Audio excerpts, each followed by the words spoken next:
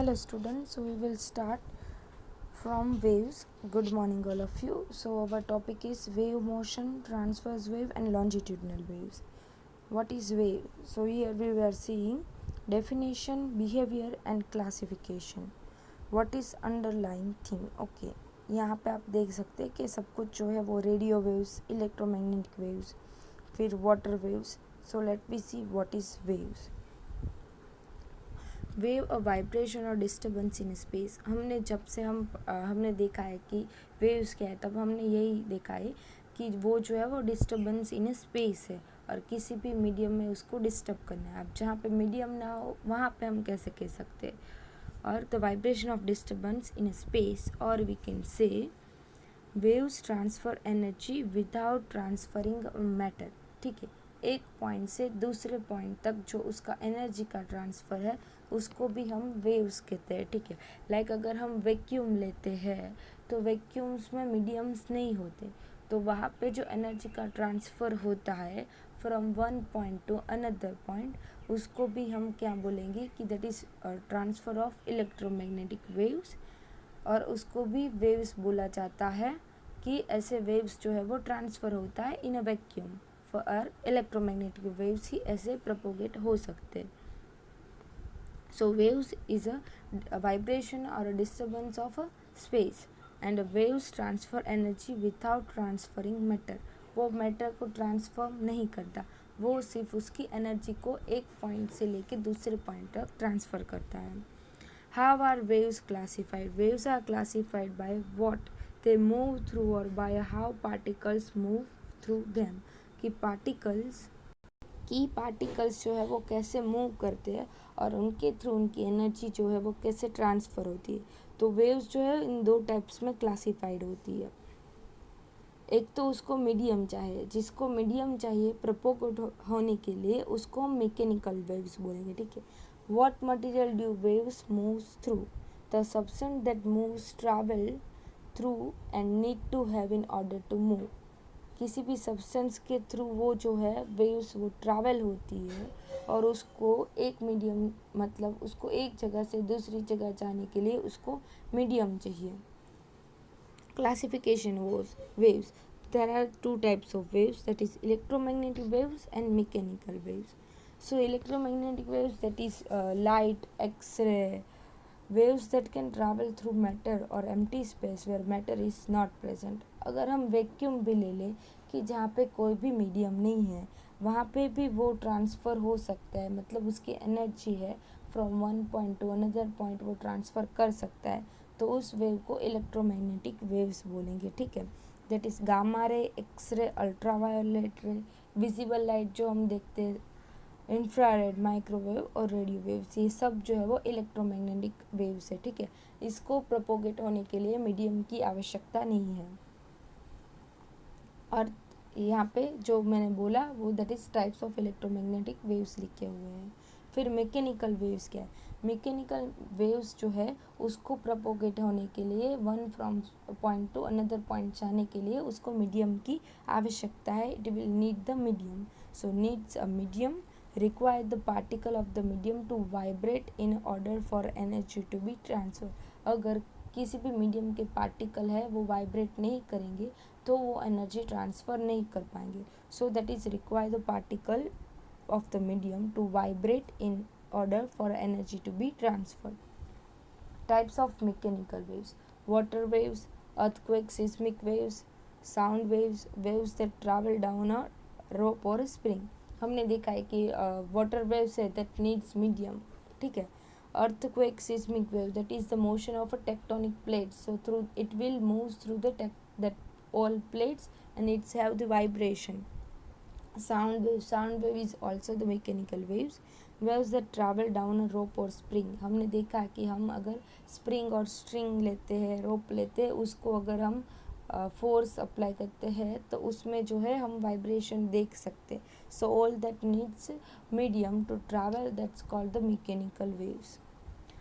Classification of waves. अब mechanical waves में हमने देखा कि वेव्स में जो है वो मैकेनिकल और इलेक्ट्रोमैग्नेटिक वेव्स है. ठीक है. या ये सब जो है मैकेनिकल और इलेक्ट्रोमैग्नेटिक वेव. अब उसमें भी क्लासिफिकेशन है जिस तरह से वो वेव्स जो है वो प्रोपोगेट करती है, कि अगर हम इलेक्ट्रोमैग्नेटिक वेव्स ले तो वो कैसे मीडियम में प्रोपोगेट करती है, that it does not need medium. And mechanical wave को क्यों मीडियम चाहिए वो देखते हैं।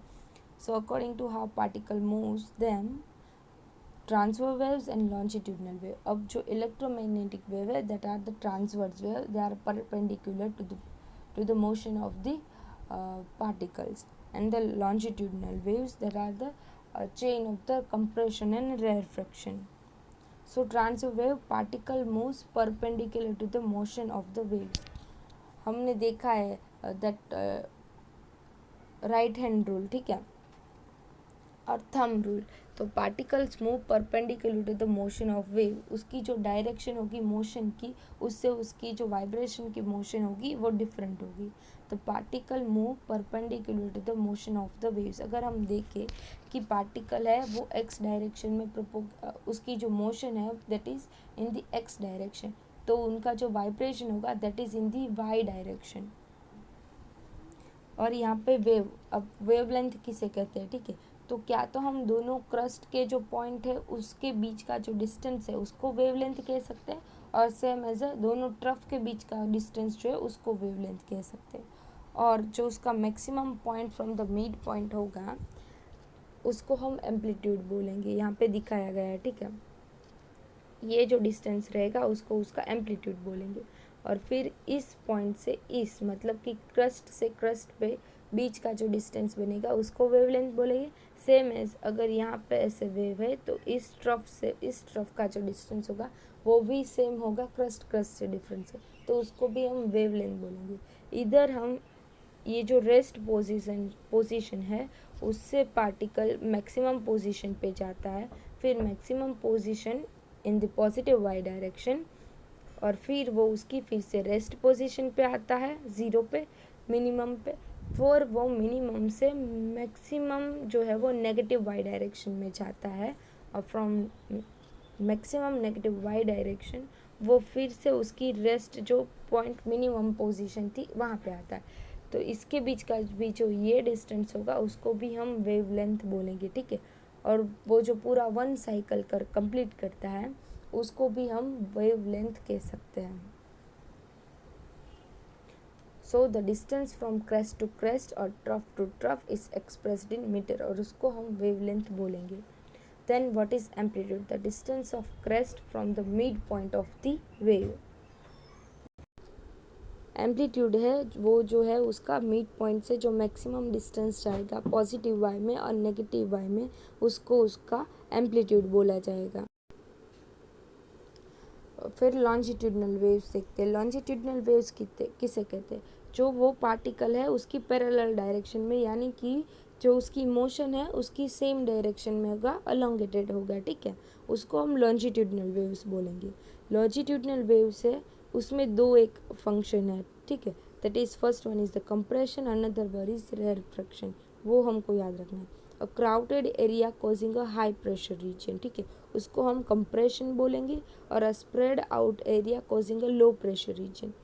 तो ये जो लॉन्जिट्यूडनल वेव का जो प्रोपोगेशन होगा that is the chain of the compression and रेरफैक्शन।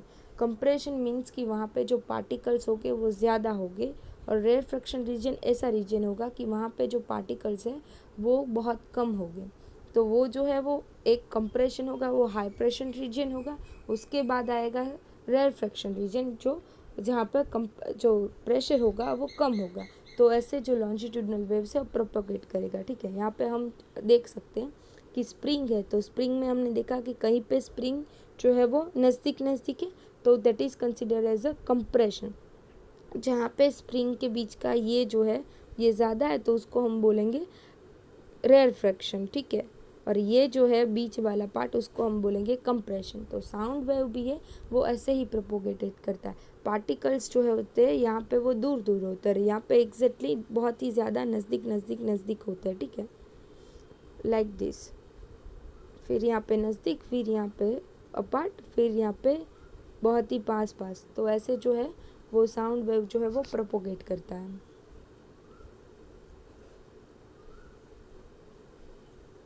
यहाँ पे भी transverse and longitudinal waves, which wave is which one, ठीक है। तो पहले में हम देखते हैं तो उसमें जो है वो कंप्रेशन और रेफ्रैक्शन का बीच का दिख रहा है, ठीक है। यहाँ पे अगर हम देखें ये वाला पार्ट है तो वो कम है, फिर यहाँ पे कम है, ठीक है।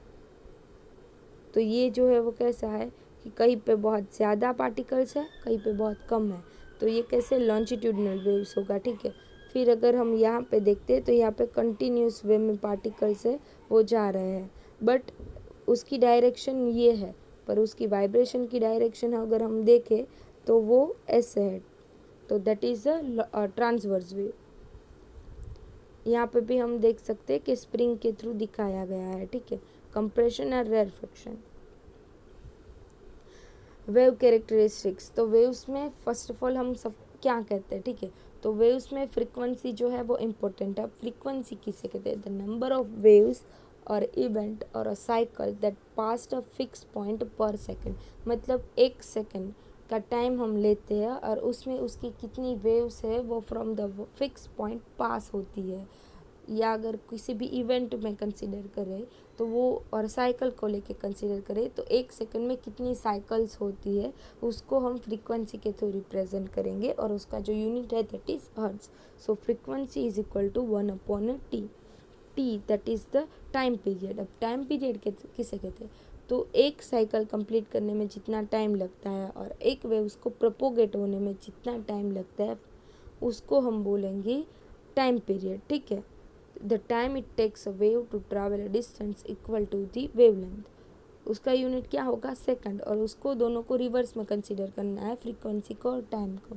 अगर फ्रीक्वेंसी जो है वो हमको एक सेकंड में कितना ऑसिलेशन होता है, कितना waves from the fix point pass होता है वो देगा, और टाइम है वो एक साइकिल मतलब एक फ्रीक्वेंसी के लिए कितना जो है एक ऑसिलेशन के लिए कितना टाइम रिक्वायर्ड होगा वो हमको टाइम पीरियड देगा। फिर wave velocity, distance travelled bye a wave crest in a one period, कि अगर हम वेव लेंथ और टाइम का हम दैट रेशियो लेंगे तो वो हमको उसकी वेव्स की वेलोसिटी देगा कि distance travelled bye a wave crest in a one period.